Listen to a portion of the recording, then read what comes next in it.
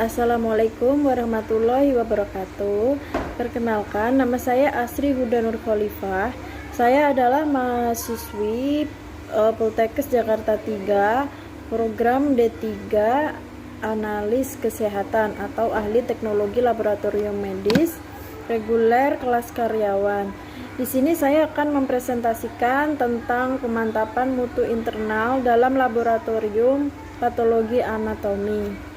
Berikut adalah penjelasan yang akan saya jabarkan. Mohon disimak dengan baik-baik ya.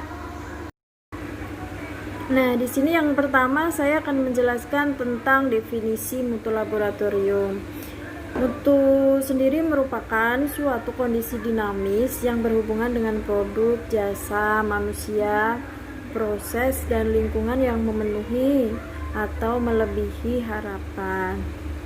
Sedangkan syarat mutu adalah pemenuhan terhadap standar mutu produk dalam kepuasan konsumen.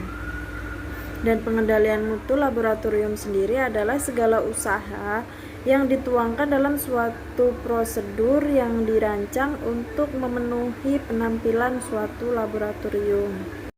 Lalu, apa saja sih upaya untuk meningkatkan suatu mutu dalam laboratorium patologi anatomi? Berikut adalah ada beberapa tujuannya, yaitu untuk meningkatkan kemampuan manajemen, kemampuan teknisi laboratorium, meningkatkan teknologi laboratorium, dan meningkatkan kegiatan pemantapan mutu dalam laboratorium dan juga pada saat pelaksanaan audit. Selanjutnya adalah pengendalian mutu internal. Apa sih itu pengendalian mutu internal? Yaitu suatu sistem pengontrolan yang dilaksanakan oleh laboratorium sendiri untuk memantau dan mengendalikan mutu hasil pemeriksaan lab itu dalam sehari-harinya. Kegiatan tersebut bertujuan untuk mencegah dan pengawasan agar diperoleh hasil pemeriksaan yang tepat dan teliti.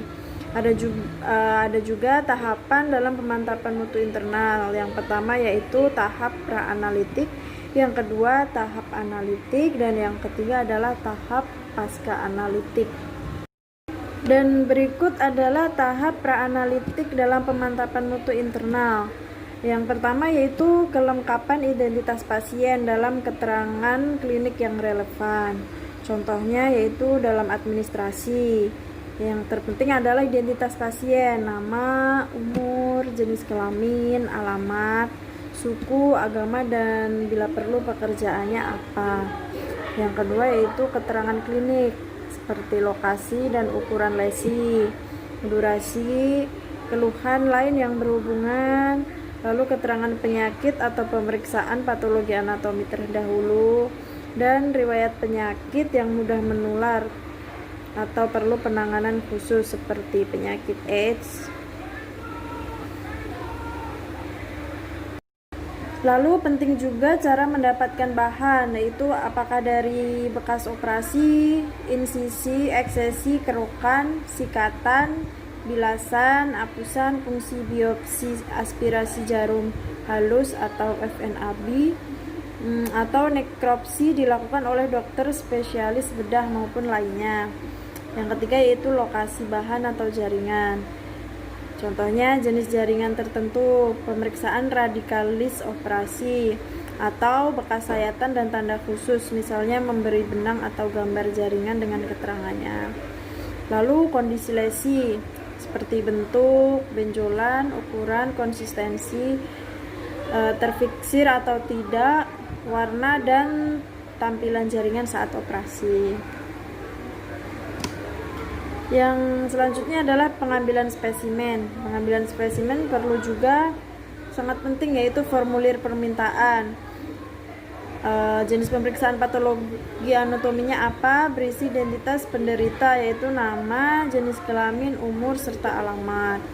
Yang kedua, lokasi jaringan dan cara pengambilan, misalnya biopsi, operasi, kerokan atau insisi. Keterangan klinik, pemeriksaan penunjang laboratorium, atau foto USG, dan diagnosis. Selanjutnya adalah bagaimana cara penanganan jaringan tersebut. Pertama yaitu disiapkan alat dan bahan. sesuai dengan jaringan yang disimpan tadi. Selanjutnya, isi wadah dengan formalin 10% buffer dengan volume minimal 5 kali volume jaringan. Yang ketiga, masukkan segera jaringan tersebut ke dalam wadah formalin, direndam kurang lebih 30 menit. Jika jaringan terlalu besar ukurannya, misal pada masektomi, lakukan irisan sejajar berjarak kurang lebih 1 cm. Kenapa? Agar seluruh bagian jaringan tersebut terpapar oleh formalin. Kemudian beri label identitas pasien dan jenis jaringan yang diambil agar tidak tertukar saat dikirim. Disertai juga formulir pengantar yang telah diisi lengkap. Kemudian fiksasi itu merupakan langkah yang sangat penting dilakukan karena sebagai mempengaruhi langkah selanjutnya dalam penanganan jaringan. Adapun cara penanganan cairan atau apusan. Yang pertama, bahan apusan dihapuskan pada ojek gelas. Segera dimasukkan ke dalam cairan fiksasi alkohol 96%, minimal selama 30 menit. Lalu ditunggu kering dan dikirim ke sentra diagnostik patologi anatomi. Bahan cairan dapat segera dikirim ke lab PA tanpa fiksasi atau dimasukkan ke dalam cairan fiksasi alkohol 50%, yaitu dengan volume 1:1. Kemudian bahan apusan sitologi aspirasi dapat dibiarkan kering dalam suhu kamar, yaitu dengan metode ulasan Giemsa.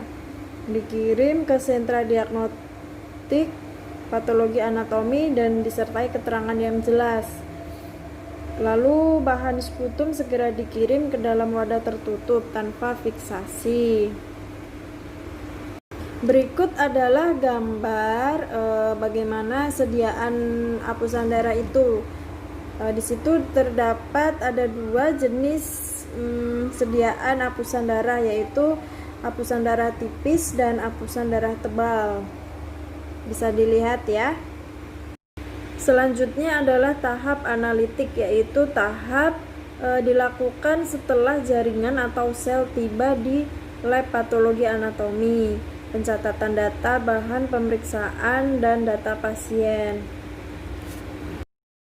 Pada tahap analitik ini yaitu kita harus memeriksa kelengkapan administrasi identitas pasien, yaitu dilakukan oleh petugas loket.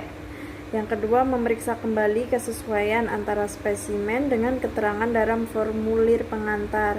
Itu biasanya dilakukan oleh teknisi kamar potong. Yang ketiga, memeriksa apakah cara fiksasi sudah benar.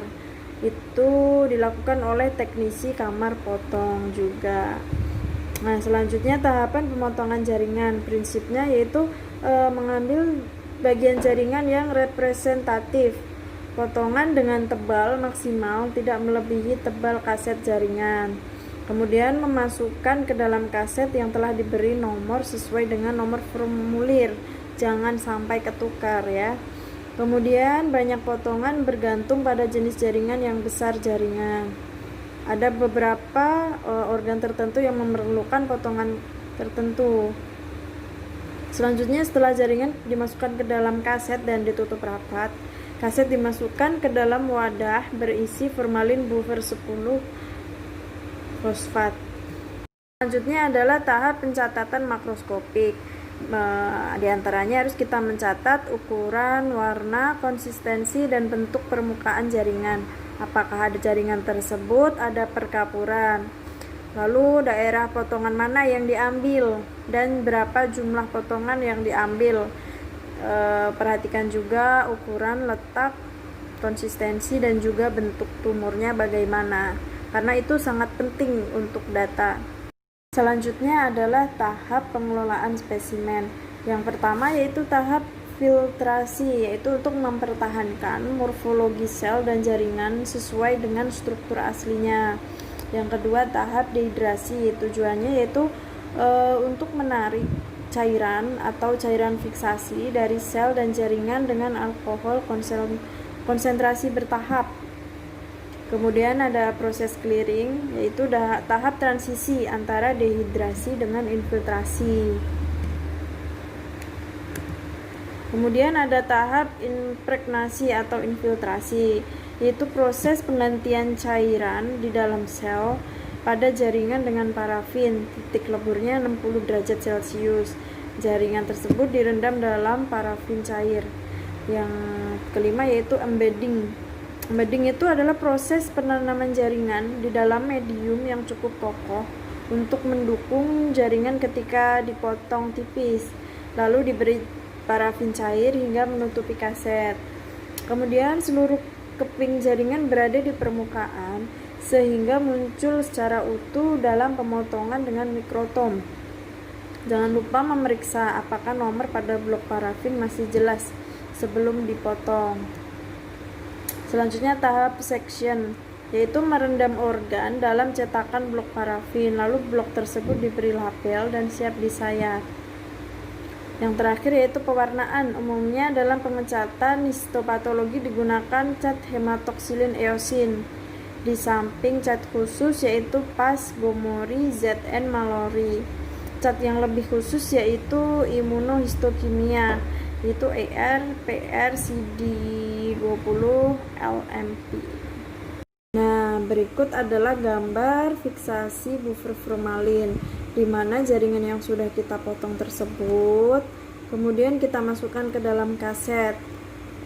Diusahakan jaringan tersebut ukurannya tidak melebihi ukuran kaset. Jangan lupa untuk menulis identitas pasien, kemudian ukurannya berapa. Jangan sampai identitas tersebut hilang atau luntur. Berikut adalah alat yang digunakan untuk memotong jaringan, yaitu alat yang bernama mikrotom dan juga lempeng pendingin.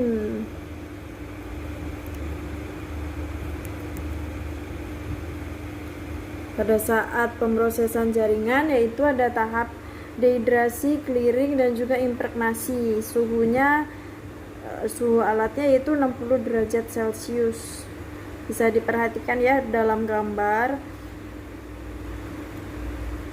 Lalu tahap embedding, diisi parafin dispenser, base mold, dan juga posisi jaringannya diperhatikan.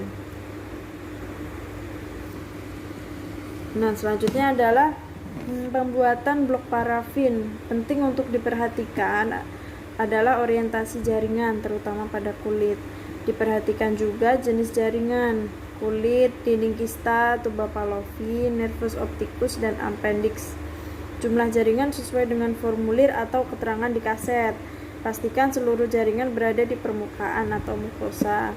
Lalu memberikan nomor pada blok parafin masih jelas sebelum dipotong. Sebelum dipotong, blok parafin di trimming terlebih dahulu. Nah, tahap yang terakhir yaitu tahap pasca analitik, yaitu bagaimana cara kita melaporkan hasil. Yang pertama itu verifikasi. Tindakan untuk dilakukan yaitu mencegah terjadinya kesalahan dalam melakukan kegiatan laboratorium, mulai dari pra-analitik, analitik, sampai dengan pasca analitik. Itu harus diperhatikan. Yang kedua yaitu validasi hasil. Itu mencegah keraguan atas hasil laboratorium yang dilakukan, supaya benar-benar yakin pada saat dikeluarkan itu hasilnya yang akurat. Yang ketiga yaitu pengeluaran hasil. Dilakukan pencatatan pada buku ekspedisi sebelum hasil diserahkan ke dokter. Yang kedua yaitu dokumentasi sistem mutu. Setiap unsur atau bagian dalam lab harus terlibat dalam proses pengumpulan, pemilihan, pengolahan, dan juga penyimpanan informasi yang berhubungan dengan sistem mutu. Setiap laboratorium mestinya memiliki sistem dokumentasi yang digunakan untuk pelacakan setiap kebutuhan, dan juga arsip hasil pemeriksaan harus disimpan. Berikut adalah jenis kegiatan mutu internal dalam laboratorium patologi anatomi, yaitu penyediaan prosedur tetap tertulis. Yang kedua, pemeliharaan dan kalibrasi alat. Contoh alat yang dikalibrasi itu mikrotom. Uji kualitas reagen yang digunakan, apakah masih layak dipakai, apakah udah expired atau belum. dan juga uji ketelitian pemeriksaan dan ketetapan pemeriksaan dilakukan secara berkala. Nah, berikut adalah hasil pewarnaan pada sediaan yang sudah kita warnai. Berikut adalah contoh gambar sediaan dari ginjal yang diwarnai dengan pewarnaan hematoksilin dan eosin. Sel kromatin padat terdapat pada glomerulus dan sel dengan kromatin halus terdapat pada tubulus. Nah, berikut adalah sediaan kulit yang diwarnai dengan pemeriksaan hematoksilin eosin juga. Gambar yang sebelah kiri itu menunjukkan pH eosin terlalu tinggi. Kemudian gambar yang kanan menunjukkan eosin dengan yang sesuai, dapat membedakan serat kolagen dan jaringan saraf. Terima kasih presentasi dari saya, semoga bisa memberikan pengetahuan untuk teman-teman. Terima kasih atas perhatiannya. Assalamualaikum warahmatullahi wabarakatuh.